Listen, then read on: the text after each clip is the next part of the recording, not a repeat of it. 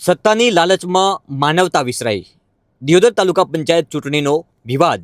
દિયોદરની ધરતી પર આજે એક એવું દ્રશ્ય સામે આવ્યું જે જોઈને માત્ર રાજકારણ નહીં પણ આખી લોકશાહી શરમાઈ ગઈ. એક બાજુ સત્તાની ખેંચતાણ, રાજકીય દાવપેચ, ખુરશી બચાવવાની રમત, અને બીજી બાજુ ડિલિવરીનો સમય નજીક હોવા છતાં એક સગર્ભા મહિલા સદસ્ય લોકશાહી માટે દિવસભર પીડા સહન કરતી રહી. પ્રશ્ન એ નથી કે ચૂંટણી કોણ જીતશે, પ્રશ્ન એ છે કે શું સત્તાની લાલચમાં માનવતા પણ મરી ગઈ છે? દિયોદર તાલુકા પંચાયતની ચૂંટણીમાં બહુમતીના આંકડા સ્પષ્ટ હોવા છતાં જે રીતે સતત સમય બદલાયા, ચૂંટણી પ્રક્રિયા લંબાઈ અને આખું તાલુકા પંચાયત કચેરી પોલીસ છાવણીમાં ફેરવાઈ ગઈ. તે વચ્ચે સૌથી વધુ પીડાદાયક દ્રશ્ય એક મહિલા સદસ્યનું રહ્યું. ડૉક્ટર દ્વારા ડિલિવરીની તારીખ નજીક હોવા છતાં શારીરિક પીડા, માનસિક તણાવ અને ભારે અસ્વસ્થતા વચ્ચે પણ એક સગર્ભા મહિલા લોકશાહી માટે ઉપસ્થિત રહ્યા. દિવસભર રાહ જોવી પડી, વારંવાર સમય બદલાયા, 11:30નો સમય, પછી 3 વાગ્યાનો સમય. પરંતુ પ્રશ્ન એ છે કે આ આખા રાજકીય ડ્રામામાં સૌથી વધુ પીડા કોણે ભોગવી? એક સગર્ભા મહિલાએ. પ્રત્યક્ષીઓ કહે છે કે મહિલાની સ્થિતિ જોઈને અનેક લોકોએ માનવતાના ધોરણે રજૂઆત કરી, રાહત આપવા માંગણી કરી, પરંતુ ચૂંટણીનું તંત્ર હૈયું પીગળ્યું નહીં. નિયમો અને પ્રક્રિયાના નામે એક માતૃત્વ પીડા સહન કરતી રહી મહિલાને કલાકો સુધી બેસાડી રાખવામાં આવી. આ તસવીરો હવે સોશિયલ મીડિયામાં પણ વાયરલ થઈ રહી છે અને લોકો એક જ સવાલ પૂછે છે કે શું પ્રક્રિયા માણસ માટે છે કે માણસ પ્રક્રિયા માટે?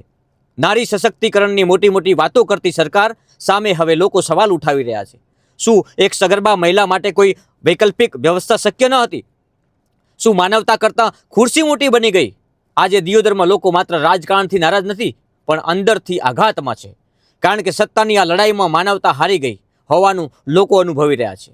એક બાજુ બેટી બચાવો, નારી શક્તિ, મહિલા સન્માનના સૂત્રો, અને બીજી બાજુ ડિલિવરી નજીક હોવા છતાં એક મહિલા સદસ્યને દિવસભર પીડામાં રાખતી વ્યવસ્થા. આ માત્ર રાજકીય મુદ્દો નથી રહ્યો, હવે આ માનવતા સામે સત્તાની કસોટી બની ગયો છે. લોકોમાં ચર્ચા છે કે જો બહુમતી સ્પષ્ટ થતી હતી તો પછી આટલો વિલંબ શા માટે?